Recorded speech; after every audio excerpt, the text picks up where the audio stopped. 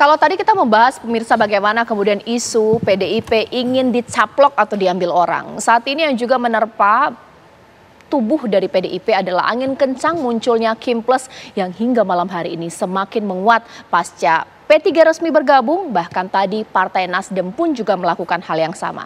Lantas PDIP seperti apa pemirsa? Mungkin saya tanya kepada Bang Saleh dulu. Bang, ini kok oke lah koalisi ini memang dihalalkan dalam politik, tapi kuat sekali semua ditarik masuk. Kayak nggak disisain satupun partai untuk PDIP bergabung, khususnya untuk beberapa pilkada daerah. Salah satunya Jakarta ya, ini bagaimana melihatnya?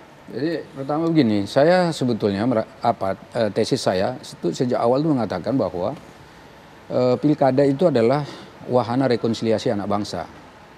Jadi artinya apa? Artinya kalau kemarin pilpres itu kan ada bloknya nih, misalnya blok pasangan 1, pasangan 2, pasangan 3. Nah pada pilkada ini pasangan-pasangan itu kan sudah nggak ada. Yang ada adalah pasangan baru di daerah masing-masing. Jadi sehingga ini antara partai yang tadinya punya pasangan 1, pasangan 2, pasangan 3 yang berbeda pada pilpres, pada saat pilkada ini kemungkinan untuk bersatu itu ada. Termasuk sebetulnya PDI Perjuangan. Kita tidak merasa bahwa PDI itu di luar kita.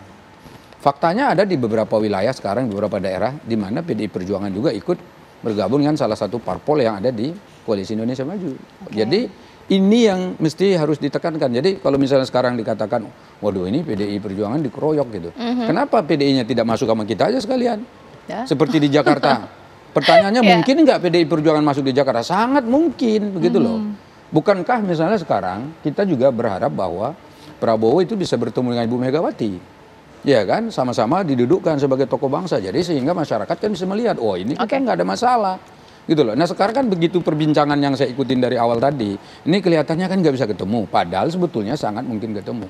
Nah ini yang sebetulnya harus ditata lagi, termasuk ya menata hati masing-masing juga gitu. Dalam pilkada sekarang ini saya kira PDI Perjuangan ini ya sangat kuat, ya kan pemenang pileg, ya kan. Secara umum kan mereka legislatifnya banyak di seluruh daerah hampir memiliki perwakilan. Nah karena itu karena dia kuat, maka sangat menentukan di dalam pilkada yang akan datang. Nah karena itulah maka ya kita sangat bergembira kalau misalnya PDI Perjuangan masuk dalam plus itu tadi. Kan tadi Koalisi Indonesia Maju Plus katanya begitu. Ya udah ikut bergabung bersama dengan kita di situ. Dengan begitu ya kita bersama-sama membangun Indonesia ini. Gitu. Ya, Mas Agung boleh dikomentarin kan jadi ada dua ya permasalahan kita bahas di sini, yakni adalah semakin menguatnya Kim Plus sehingga PDIP merasa ditinggal sendiri, bahkan juga upaya untuk mengambil alih PDIP. Bagaimana tanggapannya? Iya, pertama memang dari pidato Ibu Mega itu kita tahu bahwa ada pesan yang sangat kuat di internal bahwa kader-kader PDIP harus mawas setelah terjadi pengambil alihan dalam tanda petik ya mundurnya Ketua Umum Golkar. Jadi ini semacam early warning system yang menyala di PDIP dan itu harus dipahami oleh kader-kadernya jangan sampai terjadi di partai mereka seperti itu. Yang kedua memang secara eksternal harus diakui Ibu Mega ingin mengajak publik terlibat dalam proses mengawal demokrasi di partai-partai kita.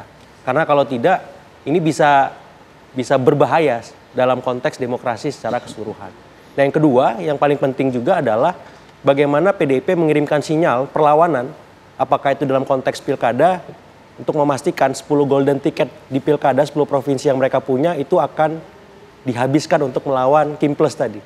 Dan kedua di tingkat nasional PDIP akan siap menjadi kekuatan oposisi di pemerintahan. Dan ini saya kira kabar baik bagi demokrasi kita ketika ada check and balances. Karena kalau semua masuk seperti kata Bang Saleh Daulay tadi, bahaya juga publik kita gitu. Kita nggak punya alternatif ketika memang ada arahan-arahan yang memang berseberangan dengan pemerintah. Karena pastilah ketika Pilpres kemarin ada yang memilih 01, 03, otomatis ini perlu dikanalisasi dan dengan hadirnya PDIP itu bisa memberikan ruang-ruang ekspresi yang cukup bagi yang berbeda pendapat, yang tidak sepakat untuk bersama PDIP. Dan harapannya ini bisa menyehatkan demokrasi kita karena harus ada yang di dalam dan harus ada yang di luar, seperti itu Caca. Pak Nursirwan, dari dua fenomena ini upaya mengambil alih bahkan juga terbentuk dan menguatnya Kim Plus, P3 sudah gabung, Nasdem juga. Menurut internal dari PDIP, ini skenario apa? Dan apa yang dilakukan oleh PDIP? Tidak hanya sekedar tentu pembahasannya bukan skenario apa, tapi jangan lupa bahwa partai politik itu memiliki fungsi, memiliki tugas, dan itu ada di dalam undang-undang. Tugasnya apa? Dia memberikan suguhan calon-calon pemimpin.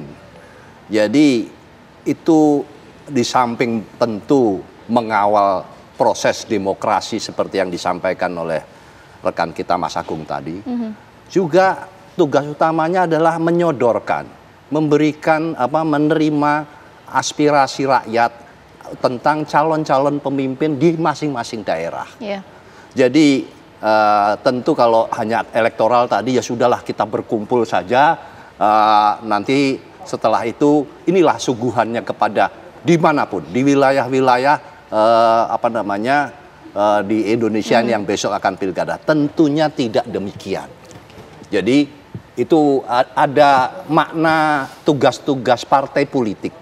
Dan ini bukan kata omongan kita, itu ada di dalam undang-undang. Apakah ada yang bisa mencalonkan selain partai politik? Kan tidak ada. Nah, sekedar untuk mencalonkan saja tujuannya apa? Apakah hanya untuk menyodorkan Bung Noel kan begitu? Atau katakanlah Bung Saleh? Kan tidak demikian. Maka semua ini partai bertanggung jawab terhadap calon yang akan disuguhkan. Dan berikan alternatif kepada rakyat untuk memilih.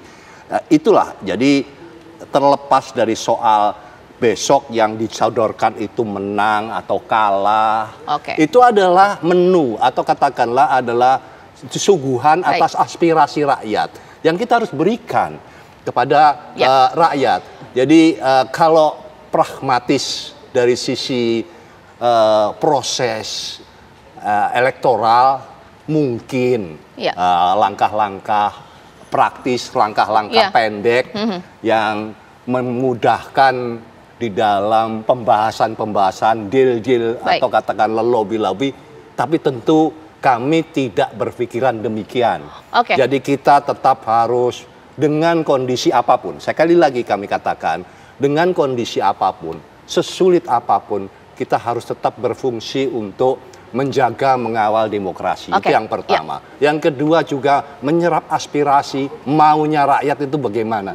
Dan itu yang harus kita berupaya nampung. Soal nanti di dalam proses perjalanannya, ya kamu nggak bisa maju dan sebagainya, itu hal yang berbeda. Proses ini harus kita lakukan. Nanti Bang Saleh Daula akan menanggapi, kayaknya nggak mau ini untuk masukin plus. Atas dasar demokrasi pilkada ya kompetisi. Kalau semuanya satu paslon ini, apa gunanya kemudian kita mengadakan pilkada? Karena nggak ada calon lain, lawan kota kosong semua, buang-buang anggaran aja pemirsa. Sesaat lagi.